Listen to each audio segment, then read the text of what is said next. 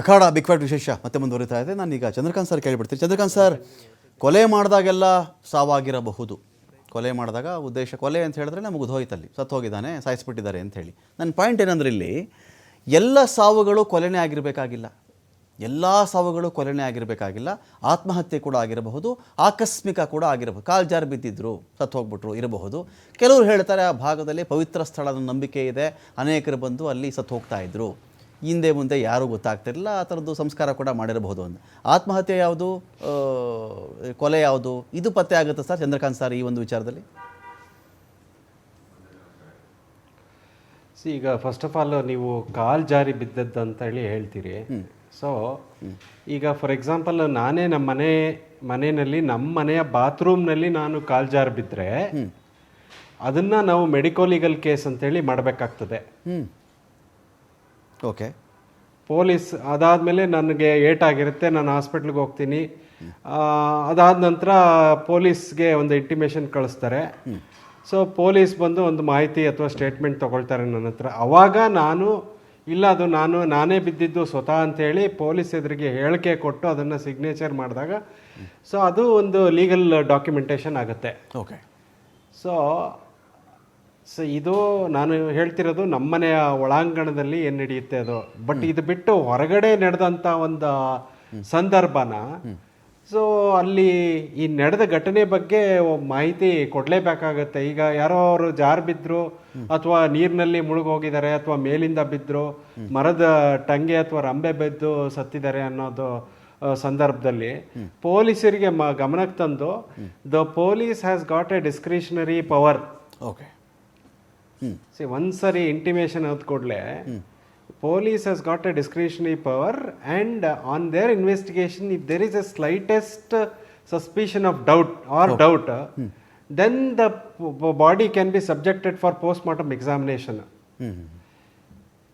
Fine. So it is left to the discretion of the police officer. The police manual ಅಲ್ಲಿ ಇದು ಲಿಖಿತವಾಗಿ ಉಂಟು. Okay, fine. Dinesh Rao sir, ಲಿಖಿತವಾಗಿ ಇದೆ. ಸೊ ಹಾಗಾಗಿ police fine. Dinesh Rao sir, ನಿಮಗೆ ಫೈನಲ್ ಕ್ವಶನ್ ಸರ್. ನಿಮಗೆ ಫೈನಲ್ ಕ್ವಶನ್ನು, ಆತ್ಮಹತ್ಯೆ ಆಗಿದೆಯೋ, ಕೊಲೆ ಆಗಿದೆಯೋ, ಸಾವಾಗಿದೆಯೋ, ದಿಕ್ಕೇ ಇಲ್ದಿರೋರು ಇದ್ರೋ, ಅಥವಾ ಅದು ಕೊಲೆನೇ ಆಗಿದ್ದು. ಈಗ ಇನ್ನೊಂದು ವಿಚಾರ ಏನು ಬಂತು ಅಂತ ಹೇಳಿದ್ರೆ, ಒಡವೆಗಳು ಓಲೆ ಧರಿಸಿರಬಹುದು, ಯಾರೋ ಕಡಗ ಹಾಕ್ಕೊಂಡಿದ್ದ ಅಂತ ಕಾಣುತ್ತೆ, ಯಾರೋ ಅಥವಾ ಕಾಲುಂಗುರ ಇದ್ದಿರಬಹುದು, ಯಾವುದೋ ಚೈನ್ ಹಾಕಿದ್ರು, ಈ ಥರದ್ದೇನೋ ಇರುತ್ತೆ ಸರ್. ಚರ್ಮ ಸಮೇತ ಸಿಕ್ಕ ಕೆಲವರು ಅಚ್ಚೆ ಹಾಕ್ಸ್ಕೊಂಡಿರ್ತಾರೆ, ಕೆಲವ್ರ ಮೇಲೆ ಮಚ್ಚೆ ಗುರುತುಗಳು ಇರಬಹುದು.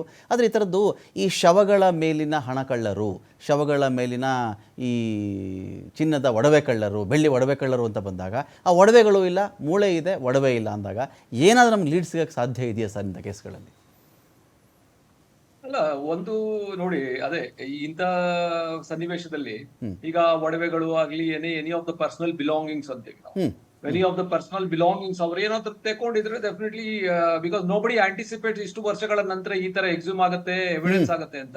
ಬಟ್ ದ ಪರ್ಸನಲ್ ಗೇನ್ಗೆ usually that is quite but a common notion. ನೀವು ಹೇಳಿ ಎಕ್ಸ್ಪ್ಲೈನ್ ಮಾಡಿದ್ದು ಇಟ್ಸ್ ಅ ರಿಯಾಲಿಟಿ.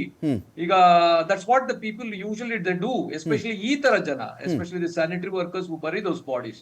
ಸೊ ಇದು definitely it's quite commonest thing which we observe. ನಾವು ನೋಡ್ತೇವೆ, ನಾವು ಈ ತರ ಕೇಸಲ್ಲಿ ಸುಮಾರು ನೋಡಿದ್ದೇವೆ. ಯಾರೋ ಮಾಡಿರಬಹುದು, ಯಾರೋ ಕೆಲವರು ಮಾಡಿರಬಹುದು ಅಂತ.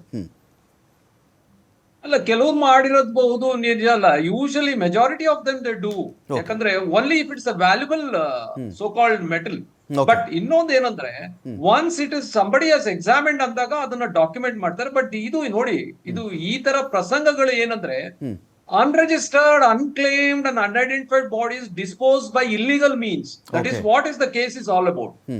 If it is come through the police and come through a doctor, definitely ಇದೆಲ್ಲ ರಿಜಿಸ್ಟರ್ ಆಗಿರುತ್ತೆ. ಕೈಯಲ್ಲಿ ಏನಿತ್ತು, ಕಾಲಲ್ಲಿ ಇತ್ತು, ಉಂಗ್ರಲ್ಲಿ ಇತ್ತು, this all be registered and documented in the report.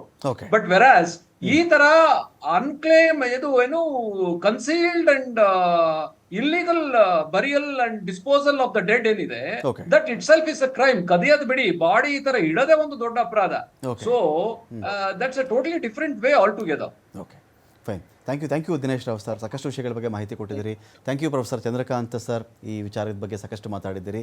Thank you ಸಂಕೇತ ಎಣಿಗೆ ಸರ್, ಕರುಣಾತ್ಮಕ ಸಾಕಷ್ಟು ಅಂಶಗಳ ಬಗ್ಗೆ ತಾವು ಮಾತಾಡಿ. Thank you so much. ಇಂಥ ವಿಚಾರಗಳೀಗ 12 ಮೂಳೆಯ ಚೂರುಗಳು ಸಿಕ್ಕಿದೆ, ತಲೆಬುರುಡೆಯ ಮೂಳೆಯೂ ಸೇರಿ ಅನ್ನೋ ಒಂದು ಮಾಹಿತಿ ಬಂದಾಗ ಈ ತಲೆಬುರುಡೆಯ ಮೂಳೆಗಳಿಂದ ಈ ಕೇಸ್ಗೆ ಹೊಸ ತಿರುವು ಸಿಗಬಹುದಾ, ಈ ವ್ಯಕ್ತಿ ಯಾರು ಅನ್ನೋ ಒಂದು ಮಾಹಿತಿ ಸಿಗಬಹುದಾ, ಡಿಜಿಟಲಿ ಈ ಮೂಳೆಗಳನ್ನು ಇಟ್ಟುಕೊಂಡು ಒಬ್ಬ ವ್ಯಕ್ತಿಯ ರೂಪವನ್ನು ರಚನೆ ಮಾಡಲಿಕ್ಕೆ ಸಾಧ್ಯ ಇದೆಯಾ, ಆಗ ಆ ವ್ಯಕ್ತಿಯ ಗುರುತು ಪತ್ತೆ ಆಗುತ್ತಾ, SIT ಇದನ್ನು ಯಾವ ದಿಕ್ಕಕ್ಕೆ ತೆಗೆದುಕೊಂಡು ಹೋಗ್ತಾರೆ ನೋಡೋಣ.